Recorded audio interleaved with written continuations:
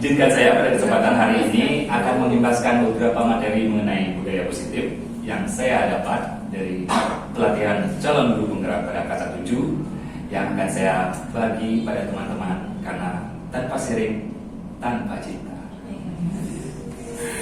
Jadi izinkan pada kesempatan hari ini saya akan bagi materi walaupun saya di sini kedudukannya mungkin sama, bahkan pengetahuan saya mungkin lebih di bawah dari bapak guru sekalian yang sudah lama menggeluti dunia mengajar, dunia pendidikan. Bisa ulang mungkin ngomong ke anak-anak. Sebelumnya mungkin ada beberapa dua patah kata dari ibu pimpinan kita, Ibu Ninyoman Swastari yang akan memberikan sambutan sekaligus membuka acara diseminasi pada siang hari ini. Untuk kesempatan, saya persilakan. Baik, terima kasih Pak Dewa. Selamat siang Bapak Ibu semuanya. Sambutan saya awali dengan puji pengasangkara Om Swastiastu. Assalamualaikum warahmatullahi wabarakatuh. Salam sejahtera untuk kita semua. Berbahagia sekali di sekolah kita memiliki beberapa calon guru penggerak yang tentu kegiatan-kegiatan di sana akan kegiatan-kegiatan ketika mengikuti pelatihan guru penggerak itu akan bisa diimbaskan kepada kita semua. Termasuk kegiatan hari ini diseminasi mengenai budaya positif Pak Dewa ya. Jadi saya berharap Bapak Ibu semua bisa menyimak penjelasan Pak Dewa dengan baik, kemudian nanti juga bisa menerapkannya di kelas masing-masing.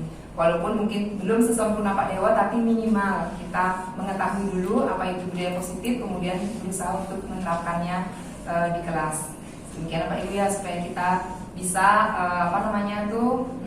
memberikan pembelajaran yang baik buat murid-murid kita, menggali potensi mereka, dan memberikan nilai-nilai mengenai hal-hal positif apa yang juga harus mereka lakukan ketika belajar bersama kita. Baik, demikian Pak Dewa yang bisa saya berikan sambutannya. Silahkan dilanjutkan kegiatannya.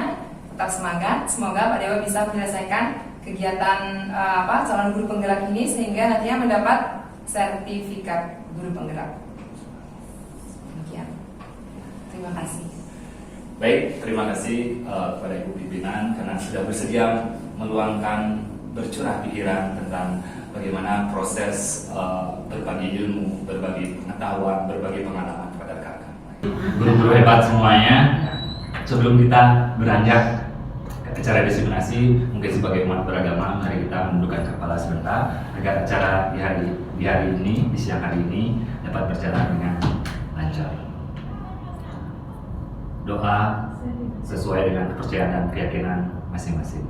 Berdoa mulai.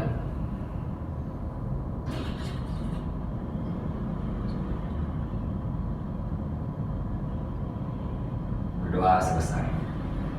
Baik, dengan berakhirnya doa yang tadi, maka kita akan mulai bukan berakhir Ibu, tapi kita akan memulai acara diseminasi hari ini. Mungkin sebelum saya beranjak ke materi, saya ingin Bapak Ibu menuliskan, kita membuat kesepakatan terlebih dahulu pada acara ini, pada kegiatan hari ini, apa yang perlu kita lakukan, apa yang tidak kita lakukan. Oke, nanti saya akan berbagi kertas, Ibu Bapak bisa menulis. Bagus semua ya. Tepat waktu, lebih cepat, lebih baik. Selesai. Wah, ini bagus. Harapan setelah diseminasi saya berharap ada pendampingan untuk penerapan budaya positif di kelas. Mungkin dengan siapa? Ya, siapa yang nulis itu? Pasti perempuan itu yang Saya harap sih dia tinggal dicari aja. kayak niat mencari pendamping sebenarnya. Ini pendamping untuk mengajar apa pendamping hidup sebenarnya? Bulpa jangan-jangan ini.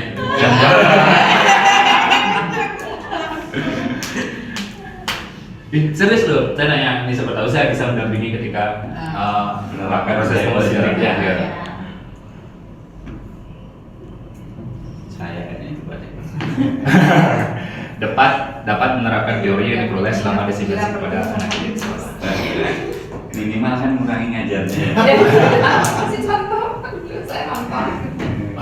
semuanya bagus-bagus ya, sebagai menambah wawasan, kemudian bagaimana penerapannya di kelas, kemudian mendapatkan hal-hal yang positif, menambah ilmu. Mohon yang satu ilmu satu guru jangan mengganggu. Kemudian membangun budaya positif, semua dan dengan kegiatan ini dapat diterapkan di kelas. Ya, tentu saja budaya positif ini sangat perlu sekali diterapkan di sekolah. Saya sampai 3 kali bilang perlunya. Apa sebab? Karena hal-hal positif itulah yang akan membangun sekolah ini. Kita eliminasi hal-hal yang negatif, kita ambil yang positif. Sama seperti mungkin mohon izin Ibu Pimpinan, bagaimana mengarrange, memanajemen, bagaimana mengatur sebuah kegiatan pendidikan di sekolah itu berdasarkan sumber-sumber positif dari rekan-rekan guru semuanya. Misalnya Pak Agus, hal positif apa yang bisa diambil dari Pak Agus?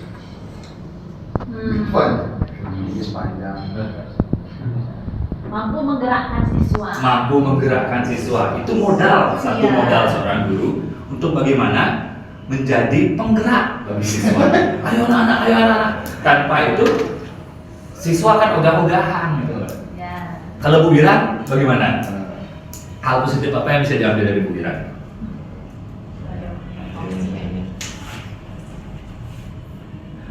Pak Agung? Ya, mungkin saya membangun semangat siswa dalam mewujudkan sesuatu hal-hal yang baru. Oh, baik. Jadi memotivasi siswa.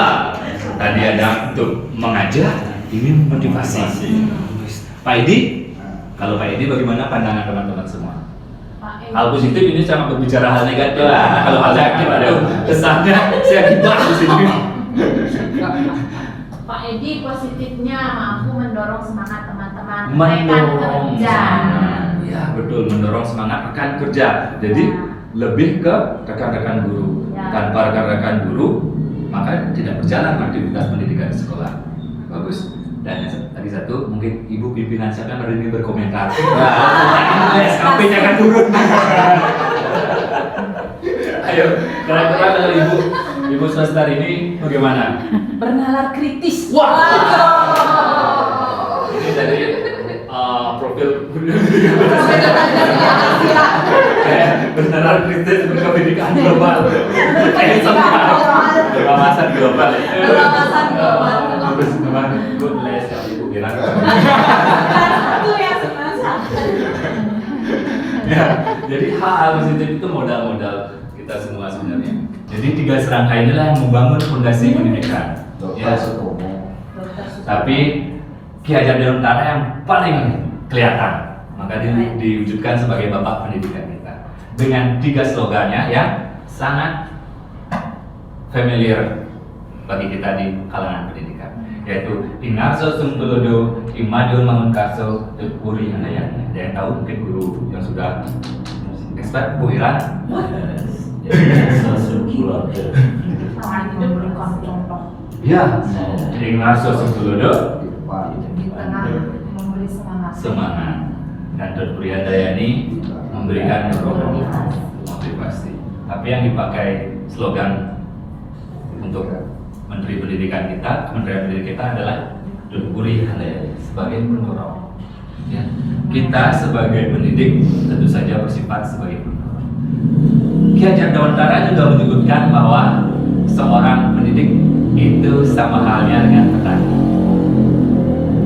Ya, kita tahu bahwa Indonesia merupakan negara agraris, jadi tidak salah jika Ki Hajar Dewantara menyamakan bahwa seorang guru itu adalah petani, bukan sebagai seorang desain grafis, penjahit, penari, pandai besi. Tapi lebih kayaknya sebagai petani. Kenapa sih sebagai petani? Mungkin ada yang tahu? Jangan itu petani paling ini Pak familiar. Paling familiar. Jangan saya grafis belum ada. Betul sekali. Tapi kenapa tidak nelayan? Tetapi kenapa tidak insinyur pada saat itu? Yang saya bantu dari filosofi seorang petani itu adalah sebuah kasih sayang. Bagaimana Sebuah dia kasih sayang. memberikan proses, Proses. bagaimana seorang petani membuat hasil goal awalnya itu adalah melalui proses yang panjang. Proses yang panjang itu perlu dengan Satu, ketenangan. ketenangan, Ya. Kedua, ya pasti sabar, sudah pasti. sabar. Dan pada akhirnya itu akan berbuah manis ketika Betul. nanti akan bisa menuai hasil, walaupun itu bukan untuk dirinya tapi untuk semuanya. Beri tepuk tangan untuk tapi ada lagi dampaknya selain lain.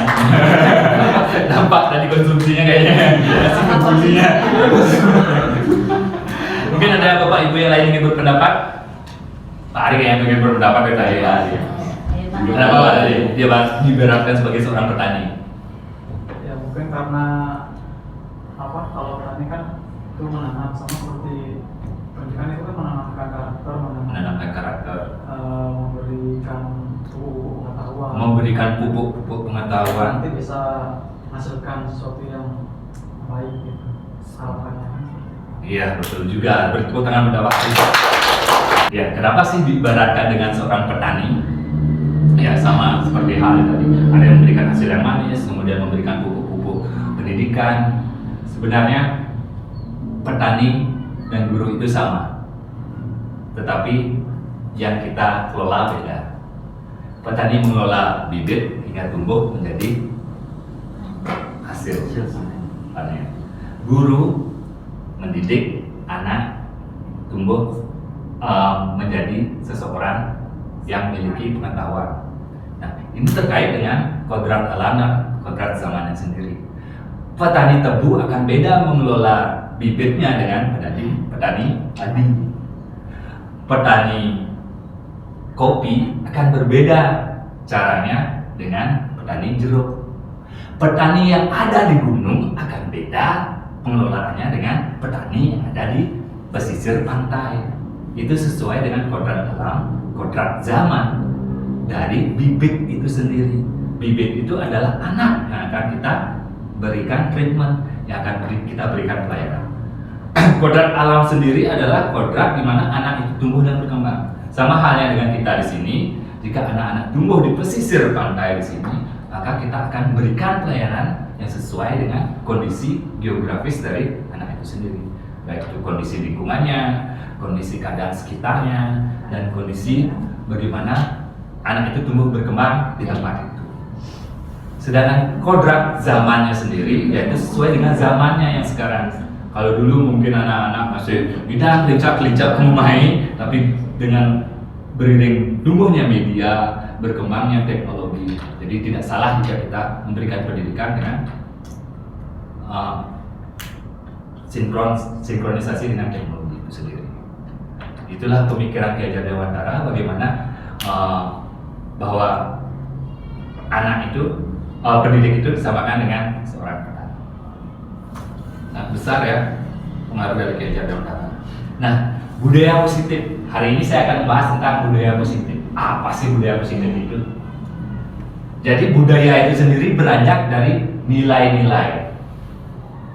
Jadi nilai-nilai yang kita percaya. Kemudian diyakini nilai-nilai itu.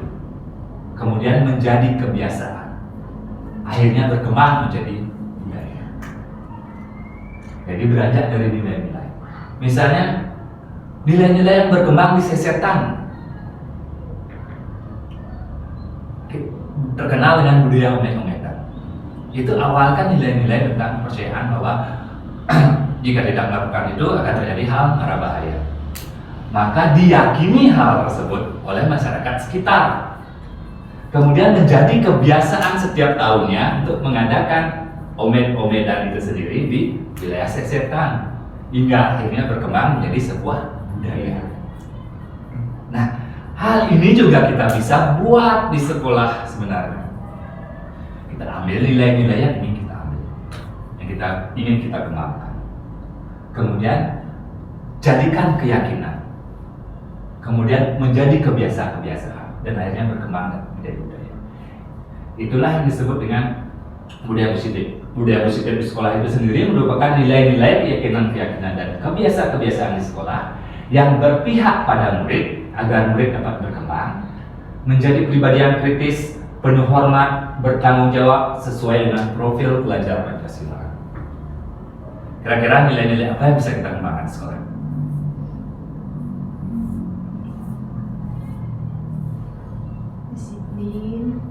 disiplin bisa,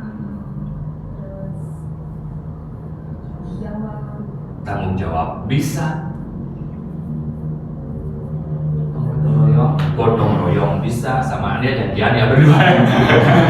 Saat dia ya, gotong royong. Apa lagi? Nilai apa? Buari, gitu. Kreatif. Bagus. Religius waktu kelihatannya. Lainnya. Rasanya paling awal. Oh ya. Bagong mungkin apa? Emosional. Emosional. Ya, emosional juga kita bisa kelola jika kita kelola dengan baik. Artinya tidak ke arah yang negatif emosionalnya. Boleh Lin? Kenapa? Integritas, betul sekali. Hidup bersih, boleh Lin? Kejujuran. Oh, Iya, santun. santun. Nah, baik. Mungkin di sini akan saya beri sedikit tugas untuk Bapak Ibu mengangkat satu nilai positif yang ada dalam diri Ibu untuk dikembangkan menjadi apa? Misalnya kreatif, Ibunya, saya akan menggunakan kreativitas saya untuk berkreatif membuat media pelajaran, media ajar untuk anak didik. Jadi ambil satu nilai positif yang ada di diri kan, Bapak Ibu sekalian, untuk dikembangkan menjadi apa? Oke? Bu Koma nilai positifnya adalah disiplin mungkin ya. Nah, kemudian dikembangkannya seperti apa untuk anak didik, membuat aturan-aturan kelas dan konsekuensinya bersama siswa untuk dipatuhi. Tegas nih orangnya kayaknya, karena suami Ibu Koma kan kejaksaan, tegas. Tinggal tuntut aja, tinggal tuntut ini jadi sama Bu Komang. Ini dari Bu Lelin hampir sama ya dengan Bu Komang ya, keyakinan nilai positifnya disiplin, kemudian ingin diterapkan dengan membuat kesepakatan kelas untuk dapat hadir di kelas tepat waktu. Kemudian yang bisa Susah soalnya Bulfa ya? dari ketepatan waktu untuk anak usia gimana tuh? Kolaborasi dikembangkan menjadi saling tolong menolong untuk saling melengkapi dan masing-masing kemampuan. Pak Aris sih. Bapak Ari ini ya? Kolaborasi, oke. Jujuran aku dikembangkan. Boleh, misalnya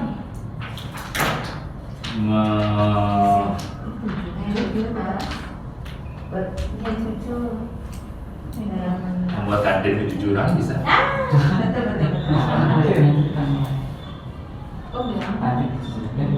Di dalam sini mengembangkan siswa kreatif, ini dari Ibu. Membuat karya inovatif, produk yang bisa menghasilkan. Goalsnya menjadi pengusaha siswa dan berwirausaha. Keren, ini bisa.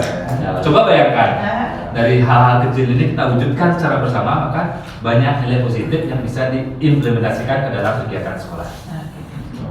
Kebersamaan, saling membantu dalam kebaikan dengan saling tolong menolong. Bersamaan ini siapa? Sudah kayak ini nggak berani. Merangkul komen ya. Nggak berani komen. Kalau Pak Nom ya kolaborasi. Ya. Jadi saya kembangkan dengan teman, guru, staf sekolah membangun kerjasama yang baik dalam pelayanan BK dalam memberikan akses ke permasalahan siswa dapat. Oh, BK guys. Nah, coba bayangkan hal-hal kita baru bersepuluh dan sudah banyak nilai positif. Misalnya kantin kejujuran, kita udah ada program untuk membuat kantin kejujuran jadinya, untuk berwirausaha tentunya, kemudian untuk berkolaborasi antar teman, antar pekerja, meningkatkan kualitas dari bimbingan konseling, kemudian merangkul kebersamaan dengan cara membuat outbound apa ini? Team building. Kemudian kesantunan dengan menumbuhkan kebiasaan berlaku sapa, salam, senyum di kelas. Mungkin senyum, salam, sapa, ibu ya. Ya betul sekali. Ini mungkin yang kurang. Mungkin kalau bisa pegawai-pegawai di depan kita ajarkan untuk bersenyum, salam. Ya tentu saja. Ya karena front office kita adalah di depan kantor. Jadi ketika ada tamu datang, maka kita kasih sapa, senyum, salam. Mereka akan senang.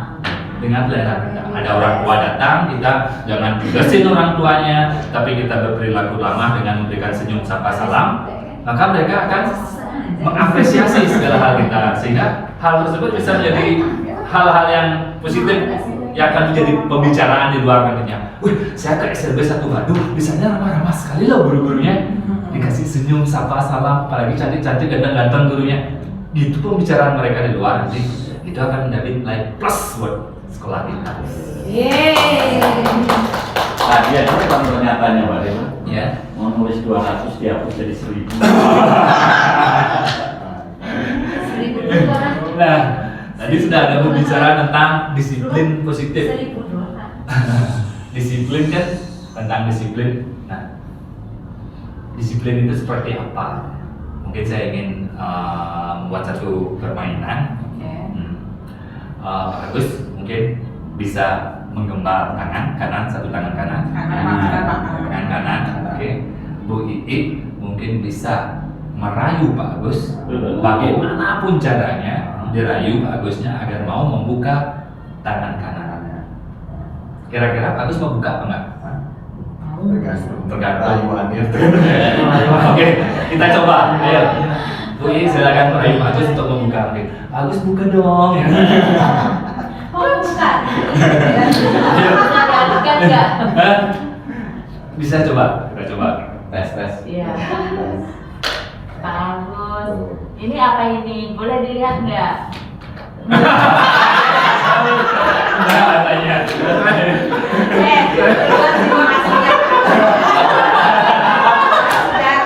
Ayo, bagaimanapun cara Pak Ii, biar Pak Agus mau membuka genggaman tangannya.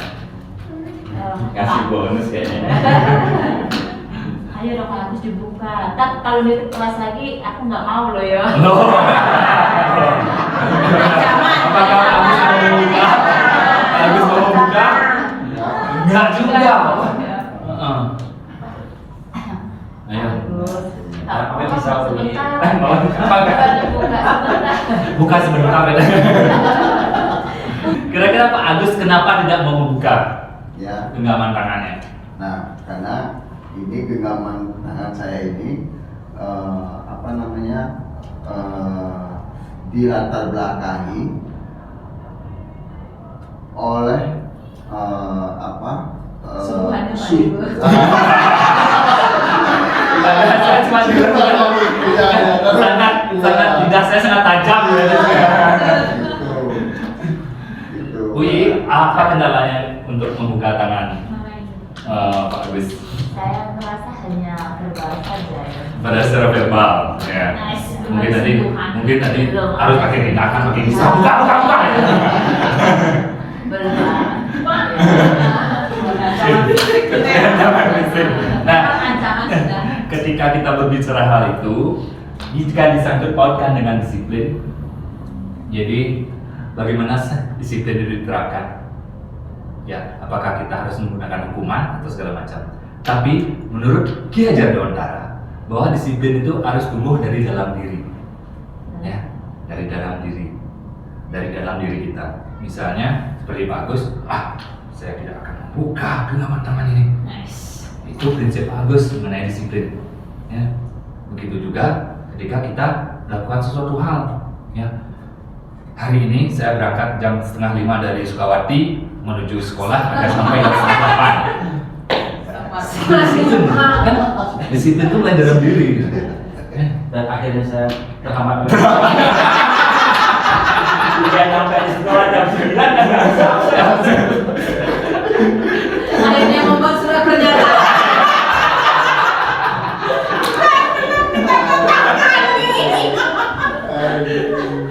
Tapi itu merupakan benar tekad kan. Jadi disiplin itu tumbuh dalam diri. Bangun pagi dari jauh menuju sini sama halnya dengan Dong Amaro. Bagaimana dari Kerambitan menuju Nusa Dua, itu tiada lain bukan karena TPP. Tiada lain bukan karena aku tidak rajin. Tapi apa? Ingin mendidik anak kita.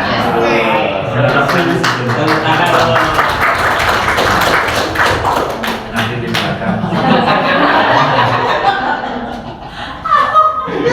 Jadi di Ya, unsur utama dalam konsep budaya positif. Kata disiplin identik dengan kepatuhan. Ya, Bapak Ibu patuh dengan aturan-aturan yang dibuat di sekolah. Datang jam segini, pulang jam segini. Awal tahun buat CKP merapatkan si Mabu Irang Kayaknya nikah itu nanti di video itu kalau yang ini. Diulang nih, Hilang nih pengertian budaya. nikah. Ya, kemudian maka terbayang adalah murid patuh dengan aturan sekolah, itu yang terbayang. Benar tidak? Di sekolah buat aturan tidak boleh datang terlambat segala macam. Tetapi dalam konsep disiplin positif dimaksud adalah membimbing murid menumbuhkan disiplin diri karena motivasi internal. Jadi motivasi dalam diri. Ya, saya ingin datang tepat waktu untuk dapat belajar lebih awal. Kemudian wujudkan murid yang merdeka. Jika tidak memiliki motivasi internal, maka diperlukan pihak lain untuk mendisiplinkan kita. Konsep ini selaras dengan pernyataan Kajar Dewantara bahwa disiplin diri diperlukan untuk menciptakan murid yang merdeka. Disiplin diri mampu membuat seseorang menggali potensi yang ada dalam diri. Disiplin itu merupakan kemampuan untuk mengontrol diri, menguasai diri, serta menentukan sikap yang mengacu pada nilai yang kita hargai. Kita dalam disiplin diri pada murid melalui segitiga restitusi. Jadi nanti kita bahas tentang segitiga restitusi. Sama halnya dengan nilai-nilai positif yang Bapak tanamkan tadi, itu merupakan modal untuk berdisiplin. Ya, misalnya kreatif, maka seorang guru itu duduk kreatif karena SKP kita sudah muncul, kan, pengembangan diri dan segala macam. Sebenarnya ini semuanya tersinkron sebenarnya.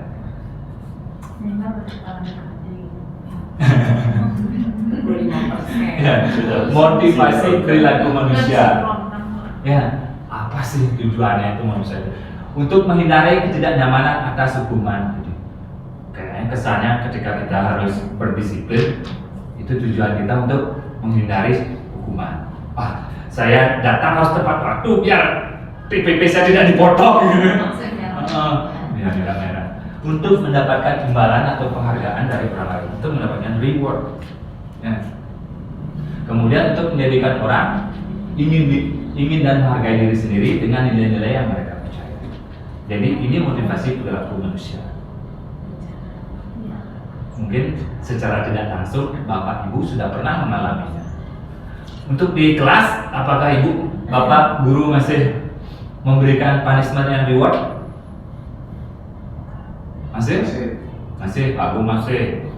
Willy masih memberikan reward dan punishment, hukuman dan penghargaan,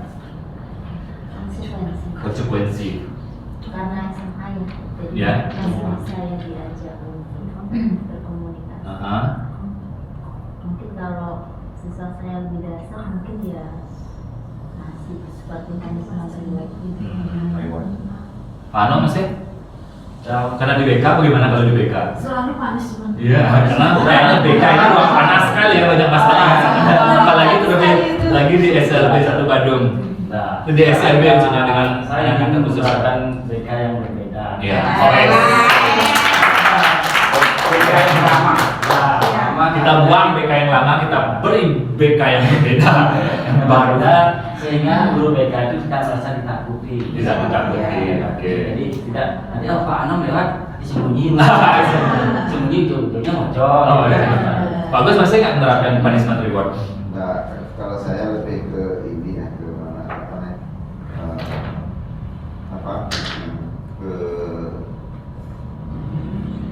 Pendekatan. Bukan. Ini pada keteladanan yang kita berikan ke anak-anak itu. Keteladanan. Ya, jadi kita Misalnya ada siswa yang berhasil, Ya. Bapak Agus kasih reward atau enggak? Ya itu tadi apa namanya? Jadi kalau anak-anak itu misalnya melakukan kalau punishment itu kan kesalahan mereka ya, tapi untuk menghindari terjadinya supaya mereka tidak melakukan kesalahan itu, makanya kita berikan contoh yang baik kepada mereka. Nah, kalau misalnya mereka sudah berhasil atau mempunyai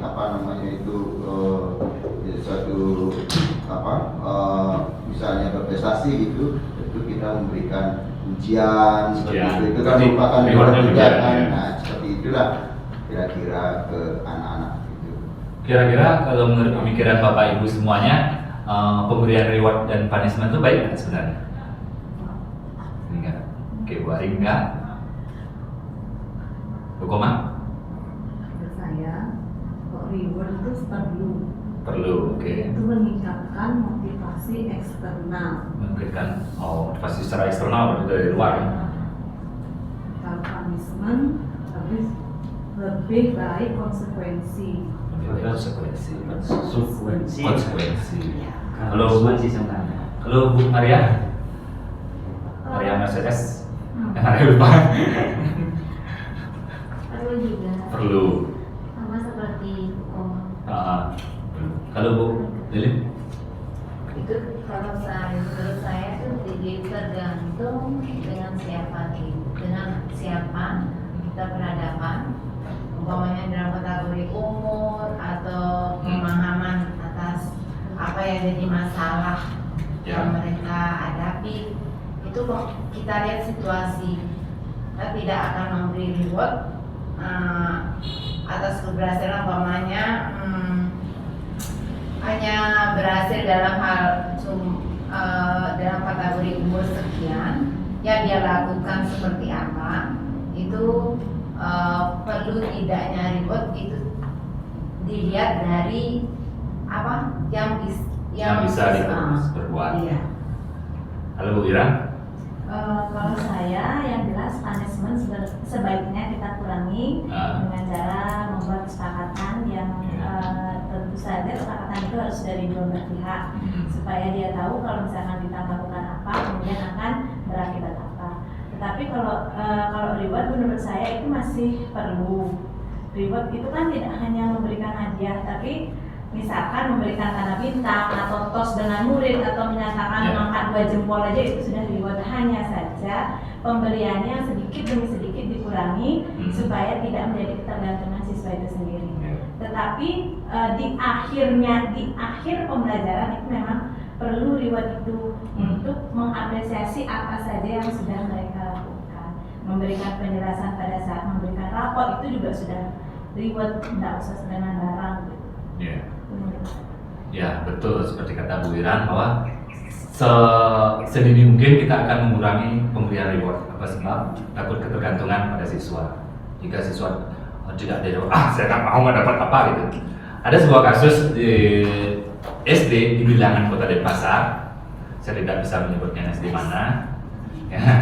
Mungkin Bapak Ibu pernah mengalami ketika masih zaman SD dulu. Jadi siswa-siswa dibariskan di depan kelas, kemudian diberi pertanyaan perkalian baru boleh masuk ke dalam kelas. Jadi kadang-kadang kala guru ini memberikan permen. Jika ada yang berhasil dapat permen boleh masuk kelas. Masuk kelas sebenarnya. Kemudian ada suatu ketika menjadi ketergantungan anak itu, ibu ini lupa untuk memberikan permen. Anak itu berhasil menjawab, tapi dia tidak dapat permen. Bu, mana permennya? Kalau gitu saya nggak mau masuk kelas. Jadi reward itu menjadi sebuah ketergantungan pada siswa. Jadi sama seperti yang dikatakan oleh Bu Wira tadi, kita coba kurangi sehingga siswa itu melakukan sesuatu itu tanpa ada reward, tanpa ada paksaan, tanpa ada ujung-ujungnya reward yang ingin dikejar, bukan hal yang positif yang ingin dikejar. Jadi sedini mungkin kita akan mengurangi pemberian reward dan punishment. Nah, ketika kita berbicara tentang disiplin, maka kita akan berbicara tentang 5 posisi kontrol. Ya, ada sebagai penghukum, pembuat rasa bersalah, teman, pemantau, atau manajer. Saya akan memberikan 2 buah kasus. Kasus A dan kasus B. Mungkin mana yang termasuk dalam pemantau, penghukum, teman, pembuat rasa bersalah, ataupun manajer. Di kasus A, Maha sedang mengikuti pelajaran bahasa Indonesia. Kemudian guru memberikan tugas untuk menuliskan cerita singkat. Namun, malah malas mengerjakan dan memilih untuk mengerjai teman yang sedang asik menulis cerita. Bu guru mendekati Maha dan menegurnya. Ibu kecewa sekali dengan kamu. Seharusnya kamu juga pikirkan sebelum lupa. Gimana ya kalau orang tuamu tahu? Beliau pasti ingin kamu belajar tekun kan? Itu kata bu guru di kasus A. Kemudian di kasus B, Sri sedang tidur di kelas ketika mengikuti pelajaran matematika. Bu guru Susi mendekati Sri dan bertanya, Sri, kenapa kamu tidak berkonsentrasi mengikuti pelajaran? Apa pelajaran yang terlalu sulit? Ayo cerita sama ibu. Kira-kira posisi kontrol manakah yang antara kasus A dengan kasus B? Apakah sebagai pemantau, teman, penghukum, manajer, atau pembuat rasa bersalah? Ya Pak Agung. Mungkin yang membuat A itu merasa membuat bersalah itu Pak. Ya A maksud membuat rasa bersalah. Yang nomor B itu bisa disebut sebagai seorang Teman. Oke. Ada yang lain berpendapat?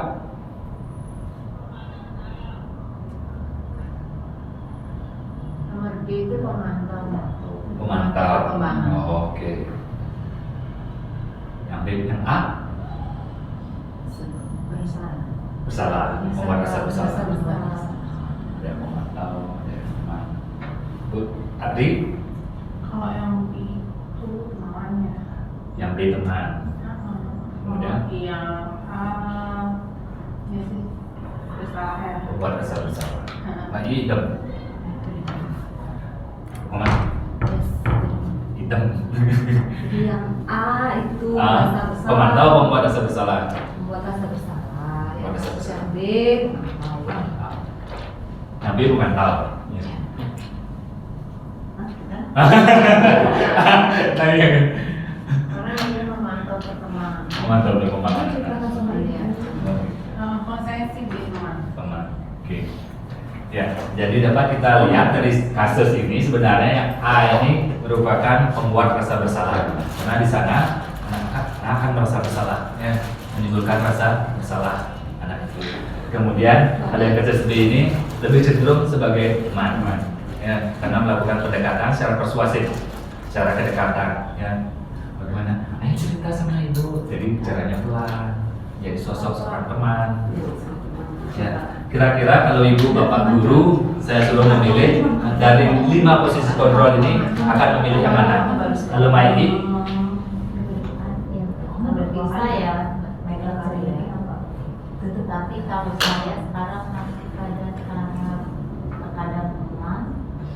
Pilih salah satu deh bu. Yang mana sih kira-kira? Menghukum, pembuat rasa bersalah, teman, atau pemantau atau manajer? Manajer itu lebih seperti bagaimana? Ya, makanya saya belum jelaskan, saya ingin ibu, bapak, ibu guru semua memilih salah satu dulu deh. Bagus, Agung, mungkin dia sebagai pemantau. pemantau, oke. Agung pemantau. Kira-kira alasannya Pak Agung pilih pemantau mana? Banyak hal yang perlu saya ketahui Dewa Ya. dari Pak Dewo. Pak Dewa ya, dari bagaimana saya dengan berbagai jenjang kelas. Ya. Setiap kelas itu mempunyai kebutuhan yang berbeda-beda. Jadi selama itu pula pun saya selama mengajar ya seperti itu Dewa. Apa yang semestinya saya harus lakukan saat menemui anak dengan keterbatasan mereka yang bisa saya bantu menyampaikan apa yang saya inginkan itu misalnya. Kalau Pak Hari, Bu Hari, Saya sudah di manajer ya. manajer, belakang kan ada manajer apa? Kenapa milih manajer? Karena kebetulan saya mengajar di SMA. Mereka sebenarnya tidak perlu lagi. Kalau teman, saya tidak memilih teman karena teman nanti mereka terlalu tergantung sama saya. Oh, gitu. Milih manajer. Iya, jadi saya manajer, jadi saya sudah tahu minat dan bakat anak-anak, tinggal atur aja. Oh, tinggal atur. Ini gimana minatnya? Itu sih Pak. Terima kasih. Kalau bagus, Kalau saya pembuat rasa bersalah. Kenapa Pak bisa membuat rasa bersalah? Seperti ini karena gimana ya usia mental daripada peserta didik itu yang apa ya kenapa usia mental yang di bawah ya SD. Jadi mereka itu perlu satu apa kayak tadi itu sebenarnya di reward dan punishment itu arahnya supaya mereka mengetahui apa kesalahan ya yang mereka kalau perbuat. seperti ini kamu seperti ini nanti akan seperti ini itu ya itu karena usia mentalnya Kalau Mbak Edi tadi Iya. Kalau saya Teman. berada di posisi teman, kenapa milih sebagai posisi teman? kepengennya sih ke manajer itu, cuman masih berproses dulu. Masih berproses ya.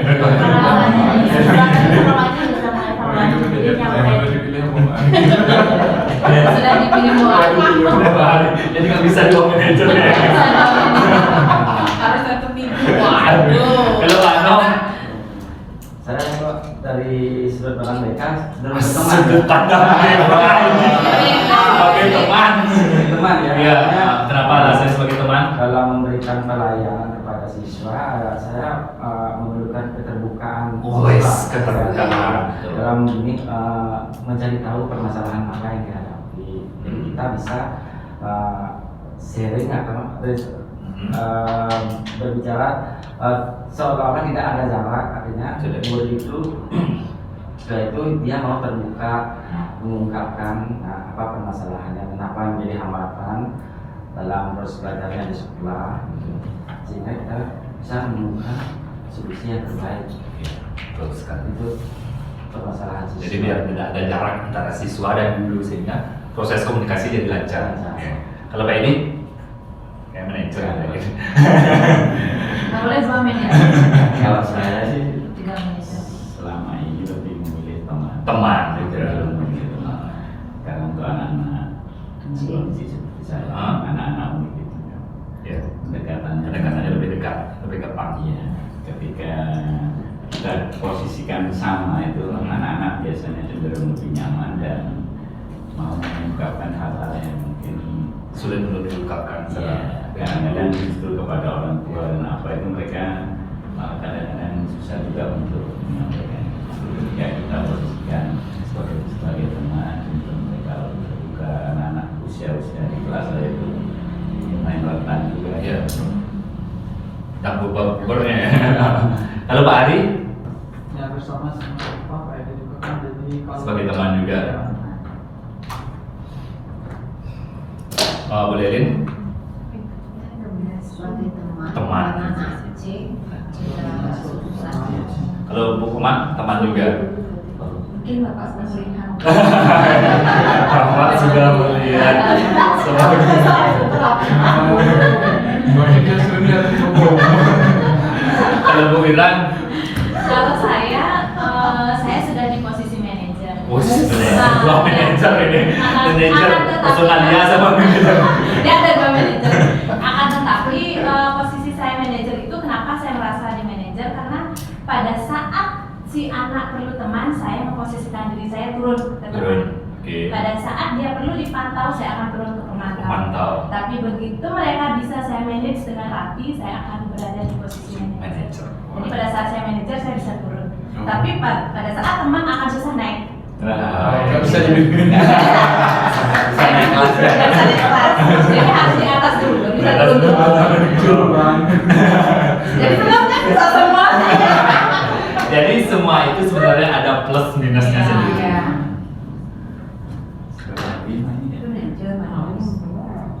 Atas. Nah, kita bahas satu-satu seperti apa sih. Kalau posisi kontrol sebagai penghukum biasanya menggunakan hukuman fisik atau verbal. Orang-orang yang menjalankan posisi penghukum senantiasa mengatakan bahwa sekolah memerlukan sistem atau alat yang dapat lebih menekan murid-murid lebih dalam lagi. Guru yang menerapkan posisi penghukum akan sering berkata, "Patuhi aturan saya," atau "Awas." Kemudian, "Kamu selalu saja salah. ciri khas dari penghukum ini biasanya suaranya tinggi, bahasa tubuhnya melotot, dan menunjuk-nunjuk serta menghardik-hardik. Jadi kadang-kala kalau menjadi pemilih menjadi penghukum ini akan sebagai anak-anak berkebutuhan khusus akan menimbulkan beban psikologis pada anak. Jadi anak-anak akan menjadi ketakutan, kadang-kala anak-anak enggan datang sekolah karena traumatik dari psikologis mereka. Jadi kita coba hindari untuk menjadi seorang penghukum, karena biar polisi aja yang menjadi seorang penghukum. Membuat kontrol sebagai pembuat rasa bersalah, ada nggak tadi? Ada. Bagus ya. Ya. Oke. Bagaimana sih posisi kontrol sebagai pembuat rasa bersalah? Nah, pada posisi ini biasanya guru atau orang tua akan bersuara lebih lembut. Ya memang lembut. Karena ada saringan kumisnya jadi lembut ya.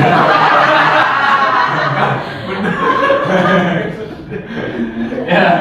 Disaring. Jadi dalam keheningan membuat orang lain merasa tidak nyaman, bersalah atau rendah diri.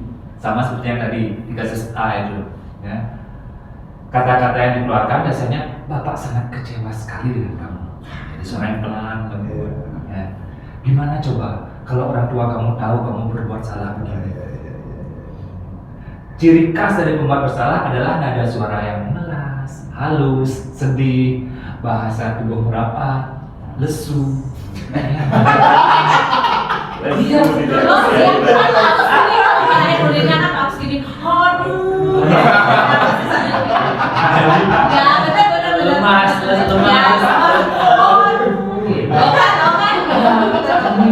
Menjiwai sekali.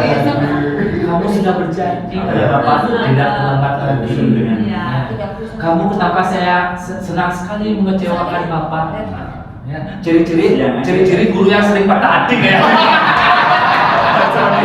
Ciri-ciri guru yang sering patah hati. Galau.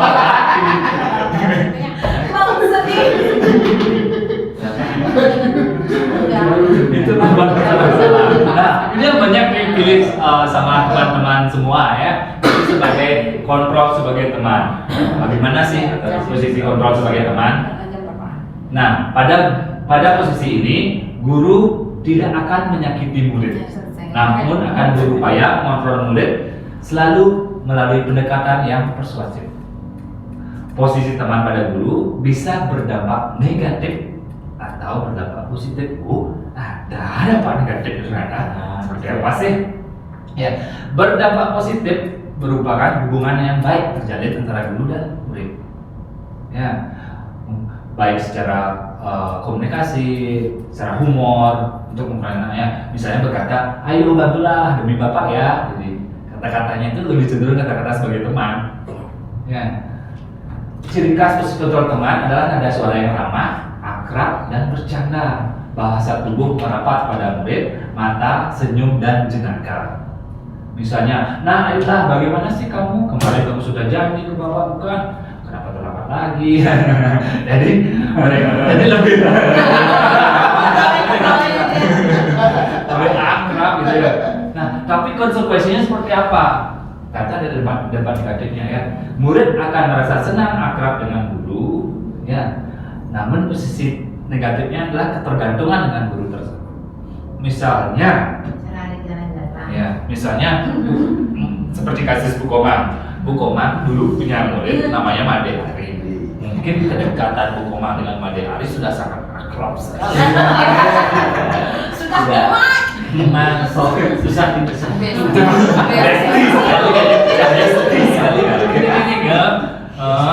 Besti sekali Bu Komang dengan Made Ari, sehingga ketika saya melihat posisi saya sebagai pemantau,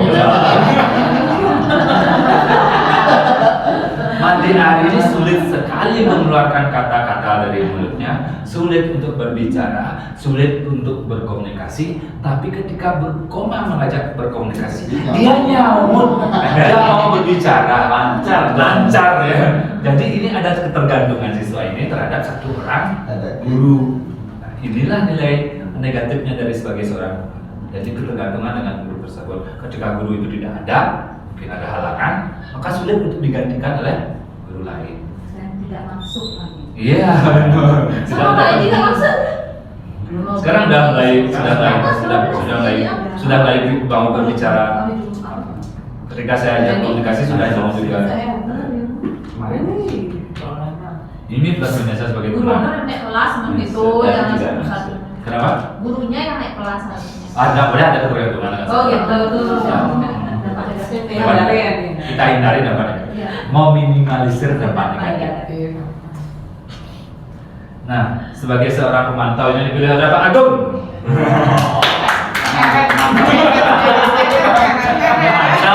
Memantau berarti mengawasi. Kayaknya ciri-ciri mau jadi pengawas. Ini tujuan. Kayaknya goalsnya ke sana yang menjadi seorang pengawas saya Pak. Nah, pada saat kita mengawasi, kita bertanggung jawab atas perilaku orang-orang yang kita awasi. Ya.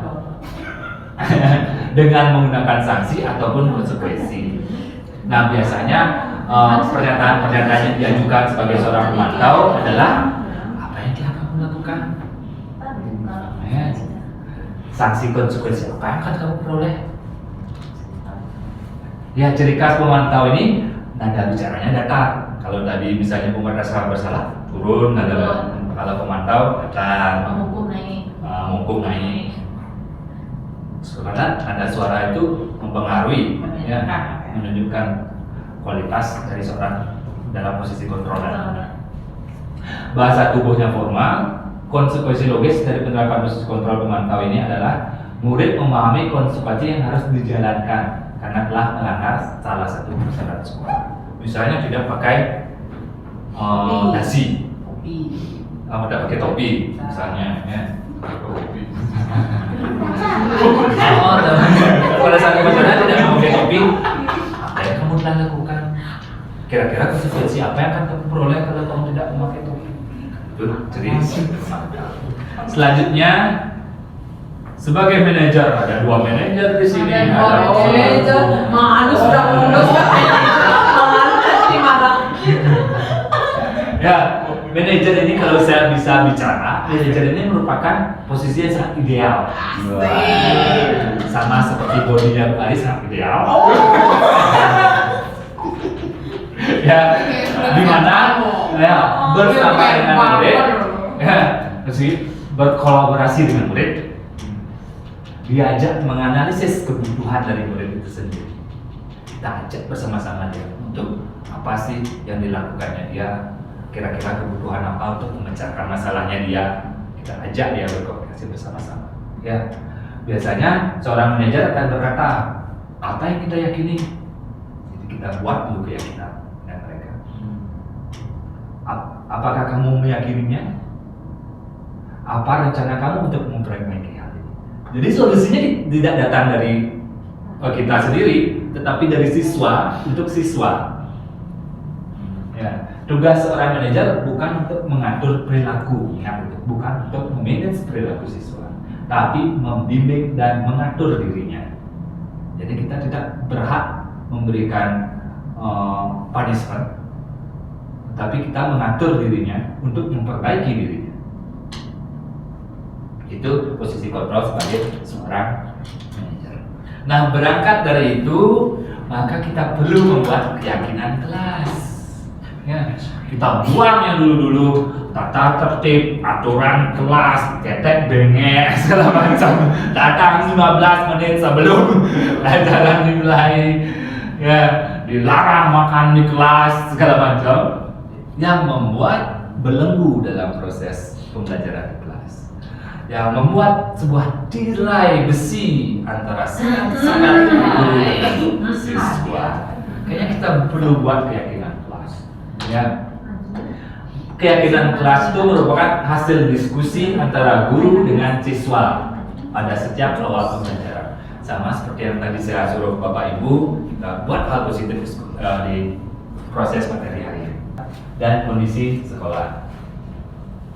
Ini perlu dibuat oleh Bapak Ibu guru sekalian, mungkin bisa diterapkan nanti di kelas masing-masing Bapak Ibu untuk membuat keyakinan kelas.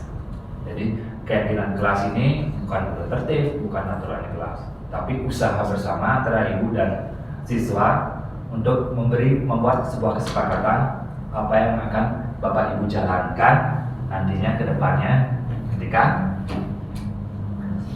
proses pembelajaran baik di kelas maupun di luar kelas, dalam kelas Bapak Ibu ya. Misalnya seperti apa? Misalnya ini, jaga kebersihan ruang kelas kita. Kita buat kesepakatan dengan siswa, bagaimana kalau kita buat ini?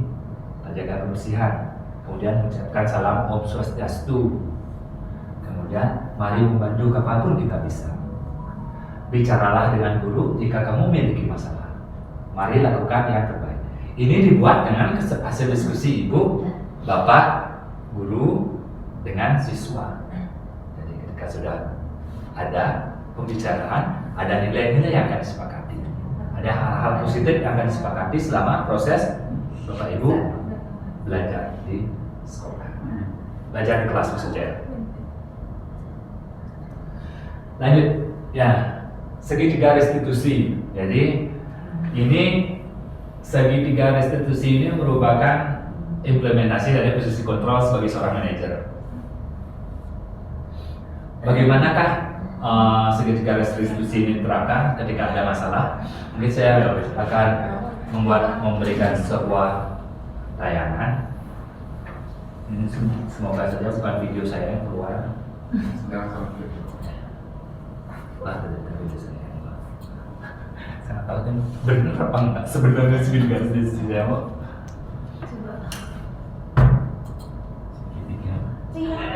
Sini dulu deh, tumben Bapak lihat keadaan.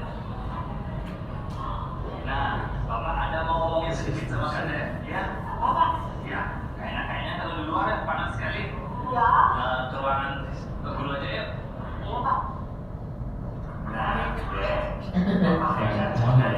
Ini masuk kau. Kita suku dulu dah.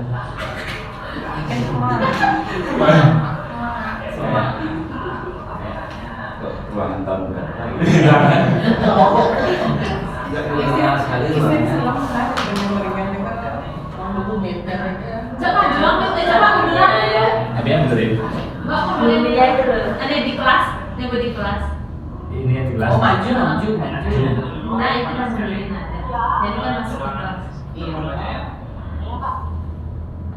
Nah, Bapak meja dari sini. Oh iya. Belum pernah.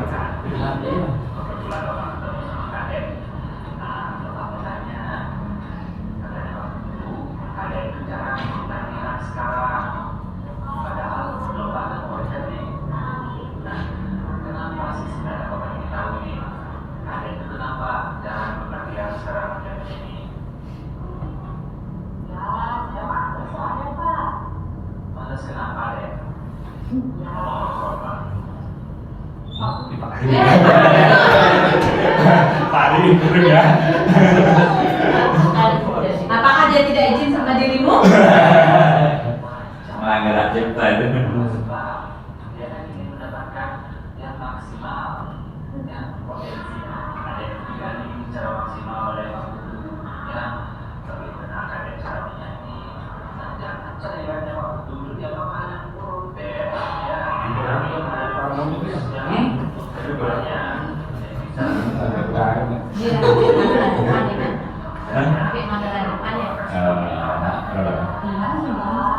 Itu kan mengikut objek dia.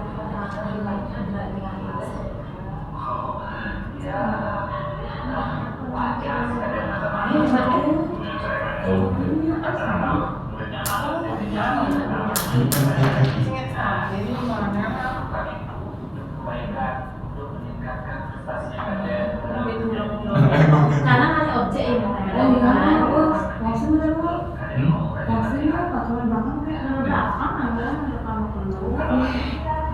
Wah, kadang itu dia karena malas, karena Pak Kudu itu cerewet. Jadi di validasi tindakan yang salah, kita berbicara kenapa sih murid itu berbuat yang salah, kenapa alasan dari mereka bertindak salah. Kemudian lanjut menanyakan keyakinan, ya. Nah, keyakinan apa yang sudah disepakati kadek dengan Pak Kudu? Bukannya harus latihan sekian pada minggu untuk menghasilkan prestasi yang maksimal untuk mendapatkan juara bernyanyi. Nah, hal-hal ini perlu kita bangun sebenarnya di kelas Bapak Ibu semuanya. Ya. Jadi ketika kita membuat keyakinan kelas, ketika anak itu salah atau anak itu melanggar keyakinan kelas, maka kita gali kembali tindakan apa yang dilanggar, tindakan apa yang membuat mereka bersalah. Dari tindakan yang bersalah itu maka kita perlu gali keyakinan apa yang tidak disepakati. Misalnya seorang anak datang terlambat, kita setelah membuat keyakinan kelas bahwa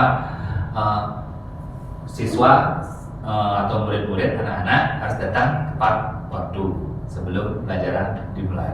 Ketika ada satu anak untuk datang terlambat, maka kira-kira apa sih yang akan Bapak Ibu ambil? Tindakan apa yang akan Bapak Ibu ambil? Bu Lelin, gimana? Menanyakan kenapa. Kemudian kita memberikan pertanyaan berlanjut setelah tahu apa jawaban dari anak itu. tindakannya Tindakannya itu apa? hanya sampai menanyakan saja, Tidak terulang lagi. tidak terulang lagi. Dan dia kembali ke kesepakatan kita bersama. Kalau Pak Agung, Kalau saya dengan kondisi anak yang sering terlambat mungkin sama dengan Ibu Lelin.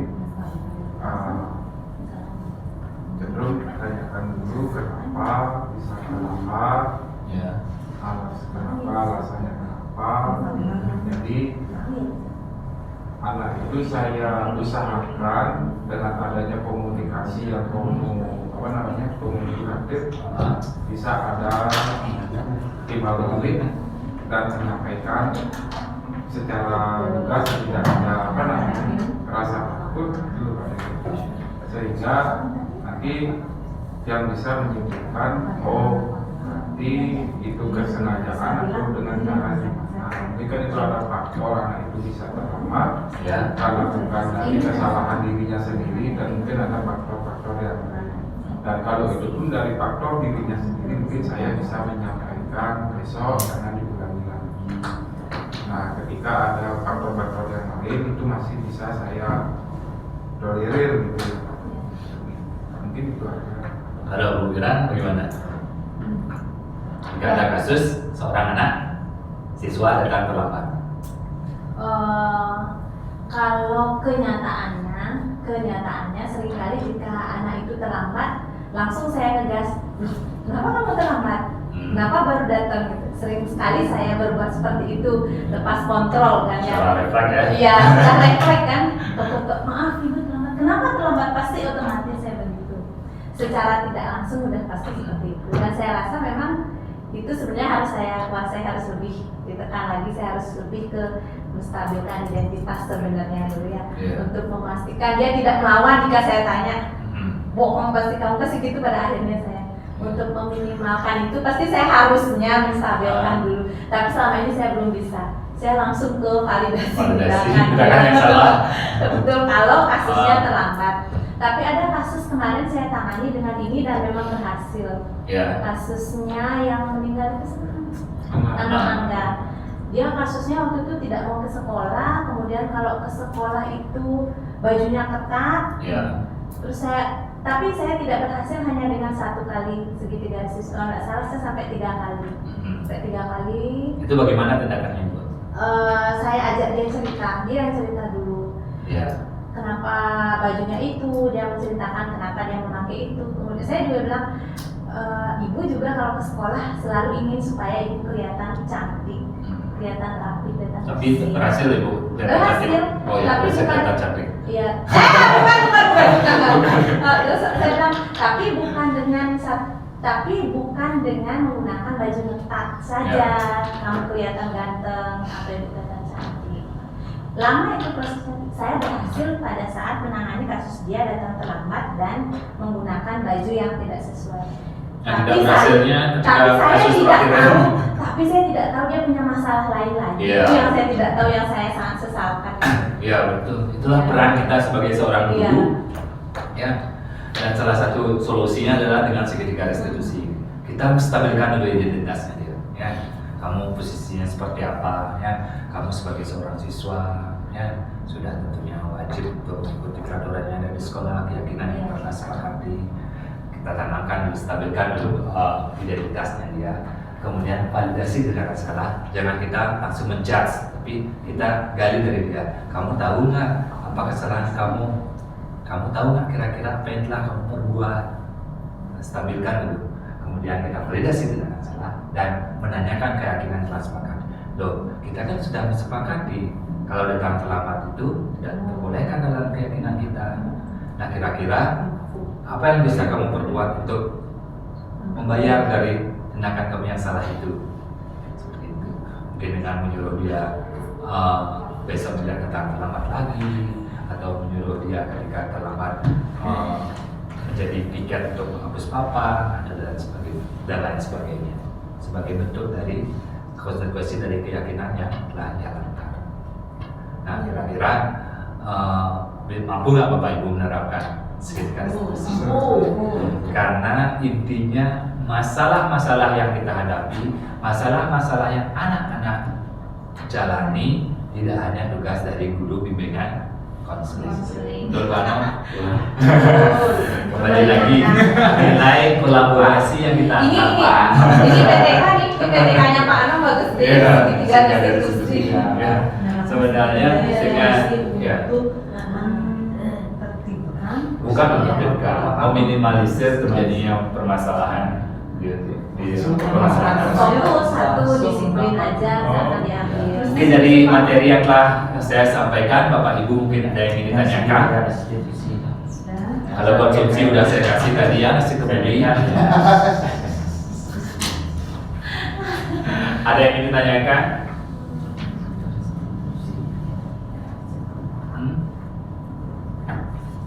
Sekarang itu karena sangat takut, ya. Guru yang dulu berbeda dengan guru yang sekarang. Apa sebab? Karena kita tentu saja dikekang, bukan dikekang sebenarnya. Ada aturan tentang undang-undang kekerasan. Ya, apalagi anak situ sekarang ya sedikit-sedikit kasih tuh. Ya, perlindungan anak. Jadi saya menghimbau sih Bapak Ibu guru untuk tidak melakukan hukuman secara fisik yang berlebihan, hukuman secara verbal yang dapat menyakiti psikologi siswa. Ya, tapi kembali posisi kontrol sebagai manajer itu sangat perlu. Ya, karena di sana dapat menumbuhkan disiplin dalam diri. Jadi disiplin diri yang perlu kita tumbuhkan, bukan disiplin dari luar. Ya, ketika kita sebagai penghukum, sebagai memberikan punishment secara berlebihan, maka itu akan menimbulkan disiplin dari luar yang ketika itu tidak didapat, maka itu akan meningkatkan perilaku yang buruk pada siswa. Ya. Seorang yang jahat itu terlahir dari orang baik yang tersakiti. Ketika ada orang baik kamu tersakiti, maka dia akan menjadi jahat. Dan seringkali ini terjadi. Ada orang baik itu. Ya, jadi kita harus hati-hati. Ya, kembali lagi ke prinsip awal bahwa kita yang memiliki tanggung jawab terhadap anak didik kita nantinya. Tidak barang tentu bahwa anak didik kita bisa menjadi orang yang sukses. Tidak barang tentu juga anak kita bisa nantinya menjadi seorang pencuri atau pencopet. Itu tergantung dari kita sebagai seorang pendidik yang kita ibaratkan sebagai seorang petani. Kita mau hasil panen kita seperti apa? Apakah akan unggul? Apakah akan kosong? Atau apakah akan berat nantinya? Kira tergantung petani yang akan mentreatment anak. Ya. Jika tidak ingin ada yang ditanyakan, Saya masih. oh masih silakan. Biar lebih panjang. Pak Dewa, Ya. Apakah setiap masalah sangat hanya telat gitu? Ya. harus sudah menerapkan segitiga restitusi, Ya. ataukah hanya masalah-masalah Yang yang berat. gawat, yang berat baru muncul ini Muncul gitu segitiga ya. restitusi. Apakah cukup dengan posisi kita sebagai Sebagai manajer teman. saja sudah bisa, atau posisi sebagai teman sudah bisa, sehingga tidak mengupas ini atau bagaimana? Baik, terima kasih Bu Ira. Sangat bagus pertanyaannya Bu Ira. Ya. Ya. Nah, apakah perlu setiap permasalahan dari siswa kita selesaikan melalui restitusi? Kalau menurut saya pribadi, tentu saja perlu. Apa sebab? Seperti yang tadi saya bilang, ada hal positif, ada hal negatif ketika kita memilih posisi kontrol yang mana. Ketika kita menjadi teman, maka dia akan ketergantungan. Ya, ketika masalah-masalah kecil terus kita terapkan secara posisi kontrol kita sebagai teman, maka mereka akan ketergantungan dengan kita. Kadang-kadang pernah nggak Bapak Ibu diganggu sama murid malam-malam dengan chat ataupun telepon atau miss call? Sering benar kan? Nah, itu menjadi ketergantungan siswa itu kepada guru ketika permasalahan-permasalahan kecil itu selalu kita selesaikan posisi kontrol kita sebagai teman. Kadang-kala segitiga restitusi ini menjadi solusi Bapak Ibu untuk menghindari hal tersebut. Ya, biar nggak terus siswa itu menyita waktu Bapak Ibu baik itu di rumah maupun pada saat bekerja. Ada yang ditanyakan? Mungkin sudah puas? Sudah terpuaskan? Ada yang ditanyakan Bapak Ibu? Pas. Tidak ada? Baik, terima kasih Bapak Ibu. Mungkin saya ingin menggali sedikit. Kira-kira setelah kita melakukan sesi ini, apa sih pengalaman Bapak Ibu yang telah didapat setelah mengikuti proses disiplinasi ini? Pernah ada perasaan yang ingin saya tanyakan? Bu Ili, bagaimana perasaannya setelah mengikuti proses disiplinasi ini? Banyak hal yang saya Perasaan saya senang sekali. ya? Senang Senang sekali, oke, bagus. Ya, sama senang. Senang juga, Pak Tom. Ya, Senang juga, Pak Ari. Menambah ilmu, Menambah ilmu, menambah wawasan, menambah wawasan, mengingatkan kembali masa-masa lalu, dengan kesalahan yang sudah saya lakukan. Oke, ingat kembali, Pak Edi, mana perasaannya? Bahagia. Bahagia. Ada hal baru yang Ada ada hal bahagia. Bapak Ari, Luar biasa wellness. woi, wawasan, oke. Luar biasa. Luar biasa. Nah, itu perasaan bagaimana pengalaman apa sih yang diperoleh dan ini diterapkan nantinya. Oh iya, betul. Saya akan memperbaiki dari beberapa kesalahan. Iya. Menurut saya memang itu tidak lebih baik Iya. dalam mendidik anak-anak. Kemudian banyak tentunya nanti akan meminta teman Iya. lain untuk bisa selalu memberi penguatan karena ibaratnya pada saat berproses itu kita tidak bisa konsisten untuk bisa melakukan sesuatu yang baru, yang baik yang baru itu. Iya. Makanya itu perlu nantinya teman-teman yang lain yang lebih banyak, mungkin menurut saya ya lebih banyak pengalaman dan wawasan dapat membantu saya untuk memberi penguatan positif. Oke. Kalau Pak Jo sendiri kira-kira pengalaman apa yang didapat dari proses diseminasi ini dan ingin diterapkan nantinya? Ya, jadi banyak banyak hal yang saya dapatkan di sini ya, terutama cerita-cerita yang baik-baik itu dari presentasi tadi.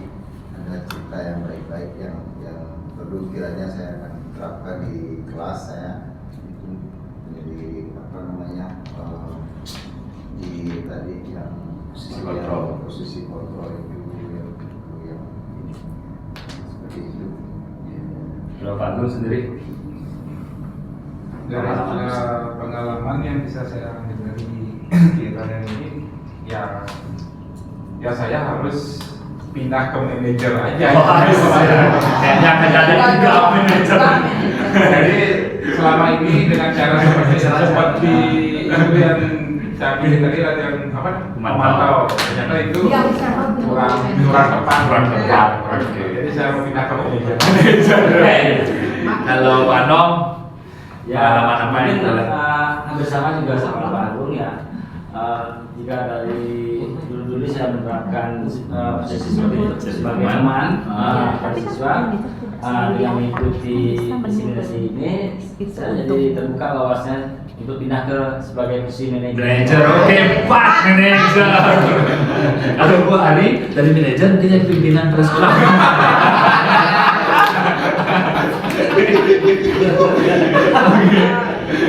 Bisa jadi. Nggak apa-apa, hal yang baik akan selalu didoakan. Betul nggak teman-teman? Betul. Mungkin apa sih pengalaman yang dapat dari proses diseminasi ini? Baik, terima kasih Pak Dewo. Dari proses kegiatan diseminasi ini yang saya banyak tangkap adalah ketika saya menerima sharing dari teman-teman bagaimana selama ini dalam proses pembelajaran memposisikan diri ada di posisi kontrol yang mana, sehingga dari pengalaman mereka kita memahami posisi yang sebaiknya karena kita mengajar di sekolah berkebutuhan khusus. Ya, jadi betul. kita betul-betul harus memberikan posisi yang tepat untuk anak-anak kita, jangan sampai ada ketergantungan sama kita, sehingga karena mereka arahnya adalah kemandirian. Betul Jadi sekali. posisi sangat menentukan bagi mereka arahnya. Jadi seperti itu.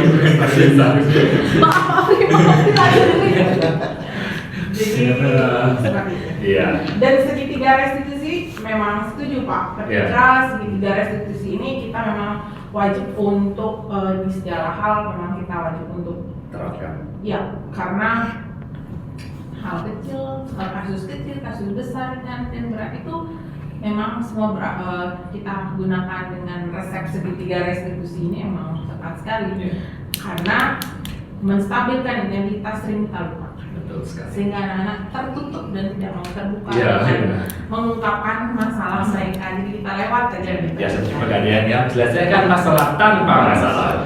Langsung ngegas gitu soalnya. Langsung Kalau Pak kalkulasi, Edi, tindak. apa sih pengalaman yang didapat kemudian ingin diterapkan nantinya? Kalau hari ini saya dapatkan ya paling tidak saya tahu jadi teman dia dengan kelas ya, segitiga restitusi dari 2 hari ini mungkin saya akan coba Masih di atas, sederhana ya. yang bisa saya lakukan di kelas saya. Kemudian dari posisi-posisi yang ada tadi saya coba juga Oh iya. posisi mana yang akan menjadi anak-anak saya nyaman dan itu bisa menjadi baik-baik. Ya. Terima kasih Pak Edi. Kalau Pak Ari, Ya, hari ini banyak sekali hal baru yang bisa saya dapatkan dari diseminasi ini, dan yang paling saya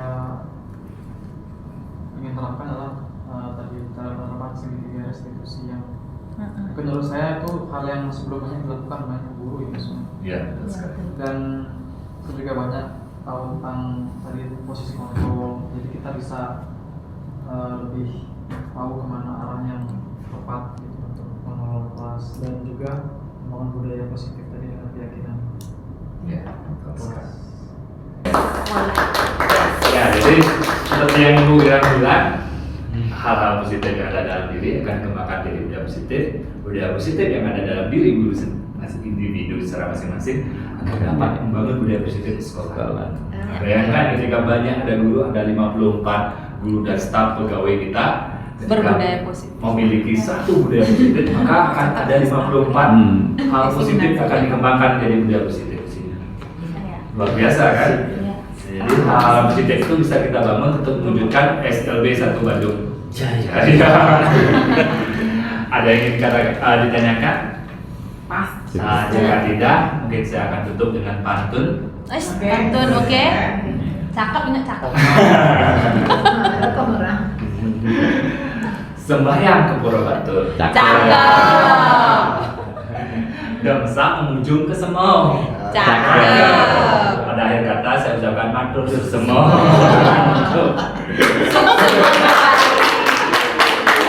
Saya tutup dengan para Mas Santi. Santi. Satu lagi pantun mungkin ya.